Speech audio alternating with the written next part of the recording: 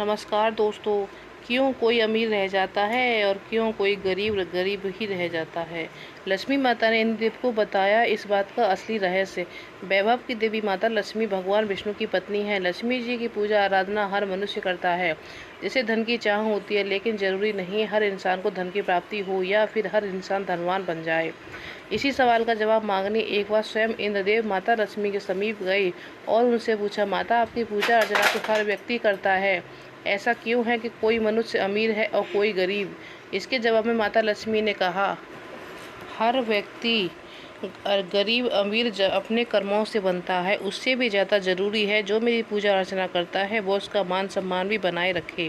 कहने का तात्पर्य यह है कि अगर माता पिता की आराधना पूरे श्रद्धा से नहीं करेंगे तो आप को कोई लाभ नहीं मिलेगा। इसके अलावा माता लक्ष्मी ने एक बात और इंद्रदेव को बताई थी जो सबसे ज़्यादा महत्वपूर्ण है। लक्ष्मी का माता का वास उस घर में संभव नहीं है जहाँ दिन रात क्लेश का माहौल हो। लक्ष्मी माता ने स्वयं इंद्रदेव को बताया था, कोई व्यक्ति चाहे कितनी ही पूजा अर्चना क्यों न कर ले, लेकिन मैं उस घर में नहीं रह सकती जहाँ शांति न हो। लक्ष्मी का वास वहीं होता है जहाँ सुख शांति हो और परिवार में लोग मिलजुल कर रहते हों। लक्ष्मी माता का वास वहाँ नहीं होता जिस घर में दिन और रात क्लेश का माहौल हो, लोग लड़ाई झगड़े में ही लगे रहते हों। इसीलिए अगर आप भी अमीर और धनवान बनना चाहते हो तो अपने घर में शांति बनाए रखें, अन्यथा लक्ष्मी माता रूठकर आपके घर से जा सकती हैं। जहाँ गृह स्वामिनी का सम्मान नहीं होता, गृह लक्ष्मी उस घर को भी त्याग देती हैं। लक्ष्मी माँ ने कहा, मेरा एक रूप अन्न भी है। कुछ लोग क्रोध आने पर भोजन की थाली फेंक देते हैं। इस तरह की आदत धन, वैभव एवं पारिवारिक सुख के लिए नुकसानदेह होता है। जहाँ अन्न का किसी रूप में अपमान होता है वहाँ मैं भी नहीं रहती।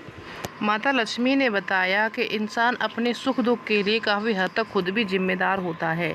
भगवान भले ही भाग्य में धन और सुख लिखकर भेज दे, लेकिन आपकी हर बात पर भगवान नज़र रखते हैं और आपके कर्मों के अनुसार भाग्य को बदल भी देते हैं।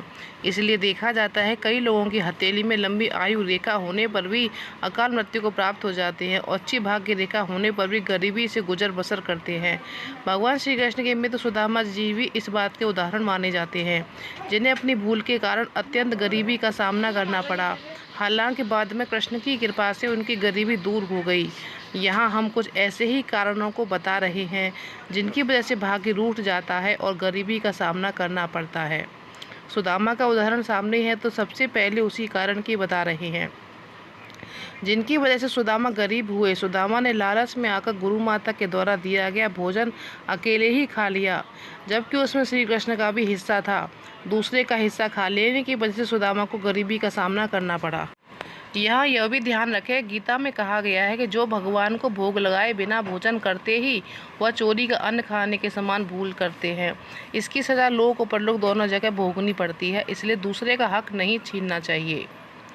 महाभारत के अनुशासन पर्व में कहा गया है कि दानेन भोगी भवति, यानी उदारता से भोग प्राप्त होता है। भूखा और गरीब आदमी घर के द्वार पर भोजन मांगने आए तो उसे दुत्कार करके भगा देना महापाप माना गया है।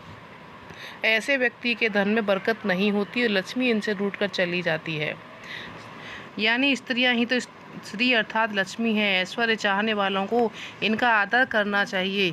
जो पुरुष अपनी पत्नी के साथ बुरा व्यवहार करता है, उनके साथ कटु वचन बोलते हैं और मारपीट करते हैं, उन घरों में अधिक समय तक लक्ष्मी नहीं रहती। पुराणों में लिखा है कि जहाँ ग्रह लक्ष्मी यानी घर की स्त्री अनादर होता है वहाँ अधिक समय तक देवी लक्ष्मी नहीं रहती, यानी वहाँ गरीबी आते देर नहीं लगती।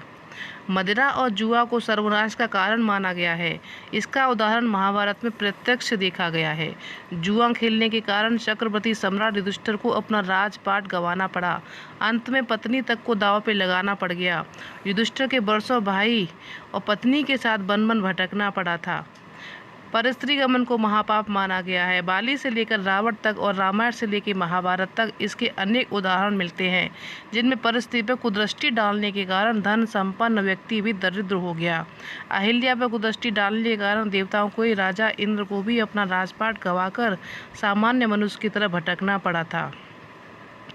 इसलिए शास्त्र कहते हैं कि ये 5 ऐसे महापाप हैं जो लोक परलोक और अगले कई जन्मों तक मनुष्य को दरिद्र बना देते हैं, इसलिए इनसे बचना चाहिए। तो दोस्तों, आपको आज की जानकारी कैसी लगी हमें कमेंट में बताइएगा। तो नमस्कार दोस्तों।